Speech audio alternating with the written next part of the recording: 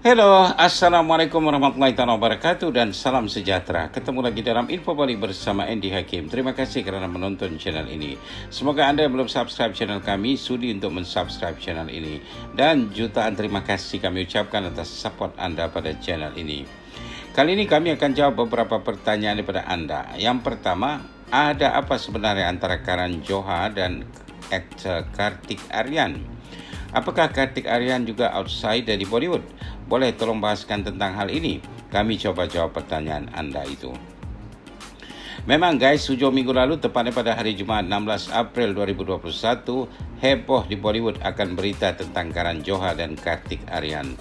Segalanya bermula bila production house milik Karan Johar, Dharma Productions, mengeluarkan press release yang mengatakan Kartik Aaryan digugurkan daripada membintangi filem Dostana 2 dengan alasan Kartik bersikap tidak profesional. Nama Kartik disebutkan sebagai bersikap tidak profesional kerana mempertanyakan tentang sudut kreatif dalam pembuatan filem itu. Padahal, kata Dharma Production, dia sudah menyetujui semuanya sebelum menandatangani kontrak dengan Dharma Productions. Justru itu, menurut pihak Dharma Production lagi, mereka memutuskan semua hubungan kerja dengan Kartik dan tidak akan pernah bekerja sama lagi dengan aktor tersebut di masa akan datang.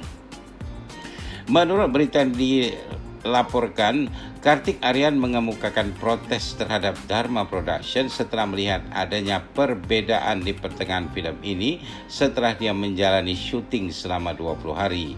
Karan Johar selaku produser merasa tidak senang dengan sikap Kartik itu. Justru itu, filem Dostana 2 yang merupakan sequel daripada filem Dostana yang juga dibuat Karan Johar pada tahun 2007 lalu dan meledak di pasaran, dikabarkan akan memulai kembali syutingnya daripada permulaan. Ini menyebabkan Dharma Production kerugian sekitar 20 crore rupiah. Filem Dostana 2 disutradarai oleh Colin D. Cunha. Filem Dostana itu sebenarnya sudah diumumkan pada tahun 2019 lagi oleh Karan Johar. Namun kerana pandemik COVID-19 melanda sepanjang tahun 2020 lalu, maka filem ini ditunda pembuatannya dan baru kira-kira sebulan lalu memulai syuting filem ini. Menurut satu sumber yang rapat dengan Kartik Aaryan, menyatakan Kartik mengambil keputusan tidak meneruskan syuting filem ini setelah dia menyedari adanya perbezaan di pertengahan jalan cerita filem ini seperti yang dipersetujuinya sebelum ini. Sejauh ini memang Kartik Aaryan belum mengeluarkan apa-apa kenyataan tentang hal itu. Namun Karan Johar kelihatannya sudah berpatah arang berkerat rotan dengan Kartik. Sebab itu Karan diberitakan mengunfollow akaun Instagram Kartik. Namun Kartik Aaryan masih lagi menjadi follower di akaun Instagram Karan Johar. Keadaan di platform sosial media menjadi panas dengan berita ini. Netizen menghujani pertanyaan kepada Kartik Aaryan dan juga Karan Johar.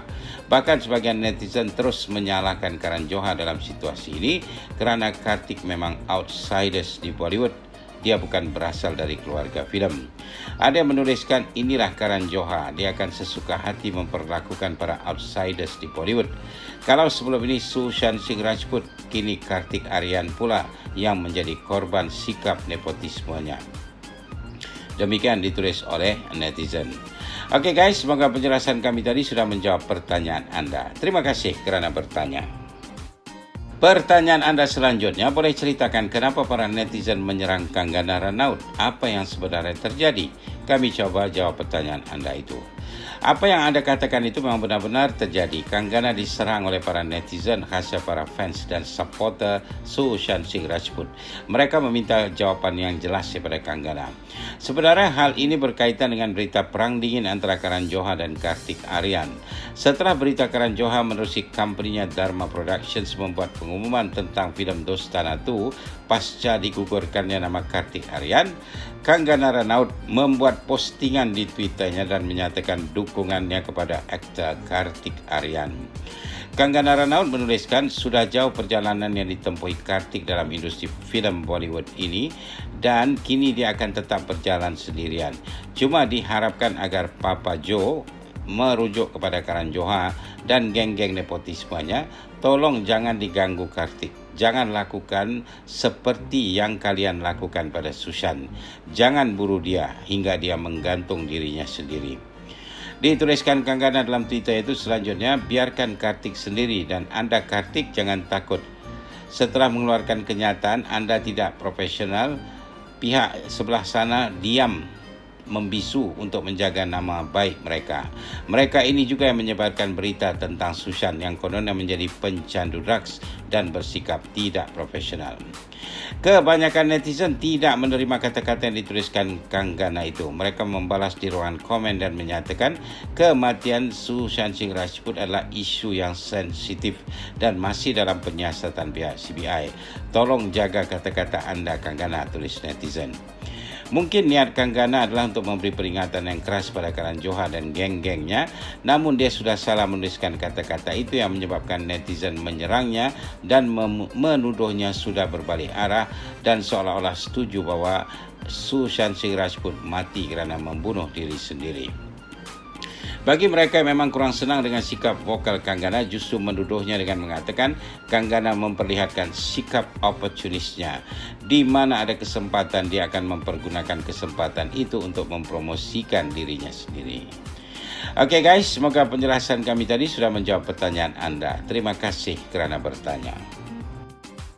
Oke guys, pertanyaan anda seterusnya, boleh ceritakan tentang aktris populer dekad 60-an Rajshree. Kenapa dia hanya muncul tidak lama di Bollywood dan kenapa dalam filem terakhirnya Naina yang rilis pada tahun 1973, Rajshree hanya diberikan kesempatan muncul terlalu sebentar dalam filem itu. Kami coba jawab pertanyaan anda itu. Rajshree atau nama sebenarnya Rajashree Shantaram dilahirkan pada tanggal 8 Oktober 1944 dan dia merupakan aktris di Bollywood. Rajshree merupakan anak daripada pembuat filem terkenal India V. Shantaram dan ibunya adalah seorang aktris yang bernama Jayashree yang menjadi isteri kedua V. Shantaram.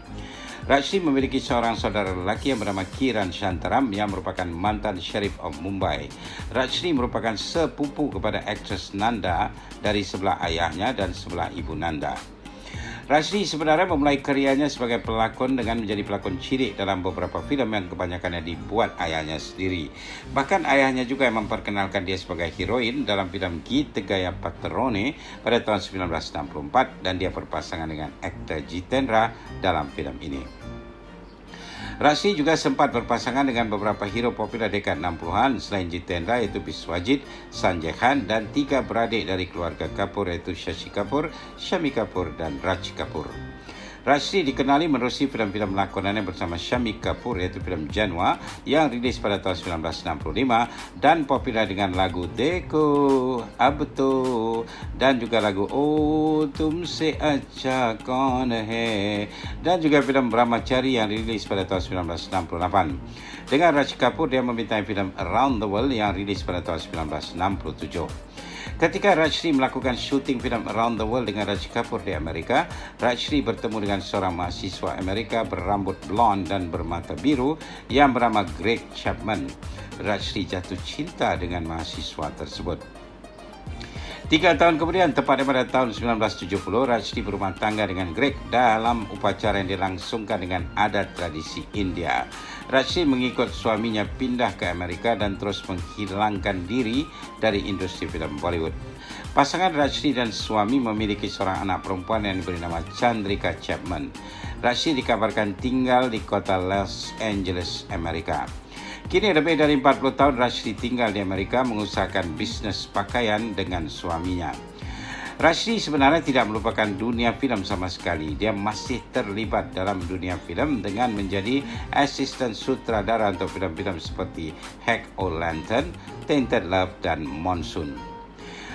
Dalam satu wawancara dengan media, Rajshree pernah mengatakan dia menjadi dirinya sendiri di Amerika. Dia melakukan semua kerja-kerja rumah dan bebas kemana-mana tanpa orang mengenali siapa dia. Dia benar-benar menikmati keadaan itu yang tidak ditemukannya di negara asalnya India sebab semua orang mengenalinya ketika itu.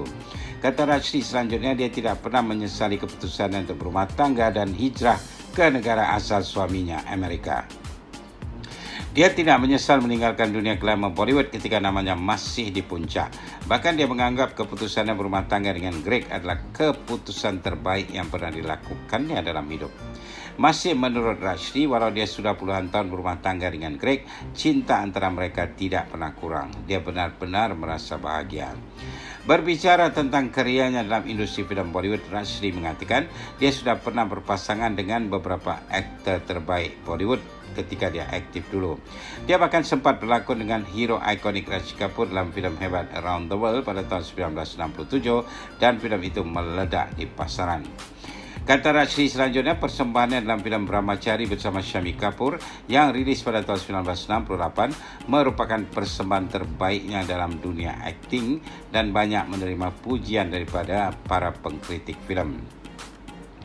Rashidi dilihat muncul dalam filem Bollywood terakhirnya ialah dalam filem Naina yang rilis pada tahun 1973. Dia berpasangan dengan Shashi Kapoor dalam filem itu dan turut membintangi filem itu ialah Mausumi Chatterjee. Justru ada kisah di sebalik pembuatan filem yang berjudul Naina ini. Sebenarnya filem Naina itu terpaksa dibuat kerana pihak produksi sudah sempat melakukan syuting sebuah filem yang tidak dinyatakan judulnya dan Rashidi sudah melakukan syuting sebahagian filem itu yang melibatkan adegan dua buah lagu yang dilakukan di Venice, Italy. Rashidi menarik diri daripada filem itu tanpa diketahui apa alasannya. Para audiens yang menyaksikan filem Naina yang rilis pada tahun 1973 merasa aneh bila dalam filem Naina itu yang menjadi pelakon utama wanitanya ialah Mausumi Chatterjee yang sedang popular di Bollywood ketika itu dan bukannya Rashidi. Dan Rashidi langsung tidak melafazkan dialog dalam filem ini. Dia hanya muncul sewaktu adegan flashback filem tersebut yang melakukan syuting di Venice. Shashi Kapoor yang berpasangan dengannya dalam adegan dua buah lagu itu juga terlihat lebih muda dengan potongan rambut gaya tahun 60-an. Penulis skrip filem itu Kaifi Azmi yang merupakan ayah Shabana Azmi terpaksa menulis satu skrip lain yang diberi judul Naina dan memasukkan Rashidi dalam adegan flashback yang melibatkan Shashi Kapoor. Para pengkritik filem dan para audiens juga melihat terdapat perbedaan style rambut Shashi Kapoor dalam filem ini. Sebenarnya inilah yang terjadi. Pihak production tidak mau kerugian setelah melakukan syuting di Venice yang melibatkan Rashidi dan Shashi Kapoor. Maka mereka membuat cerita filem Naina itu dan memulai syuting filem Naina pada awal tahun 70-an. Ketika itu Shashi Kapoor sudah mulai menggunakan style rambut yang lain dalam filem itu. Sebab itulah terlihat ada dua penampilan Shashi Kapoor yang berbeda dalam filem ini dan kenapa Rashidi langsung tidak melontarkan dialog dalam filem ini. Dan akhirnya filem itu rilis pada tahun 1973. Oke guys, semoga penjelasan kami tadi sudah menjawab pertanyaan Anda tentang aktris Rashidi. Terima kasih kerana bertanya. Oke, viewers tersayang, itu saja untuk kali ini. InsyaAllah ketemu lagi dalam video selanjutnya. Mohon subscribe bagi yang belum dan jangan lupa share video kami dengan teman-teman Anda ya. Pendapat atau komen Anda silakan tulis di ruangan komen di bawah. Guys, kami mengalu-alukan pertanyaan dari Anda. Anda boleh bertanya apa saja tentang Bollywood yang sekarang atau Bollywood yang dulu-dulu. Kami akan coba jawab pertanyaan Anda itu. Selain ruangan komen di bawah, Anda boleh juga mengirimkan pertanyaan Anda ke Messenger Facebook kami atau DM di Instagram kami. Terima kasih kerana menonton channel ini. Terima kasih Malaysia, terima kasih Indonesia, terima kasih di mana jua Anda berada. Sekian, wabillahi taufiq wal hidayah. Wassalamualaikum warahmatullahi wabarakatuh. Jumpa lagi. Bye for now.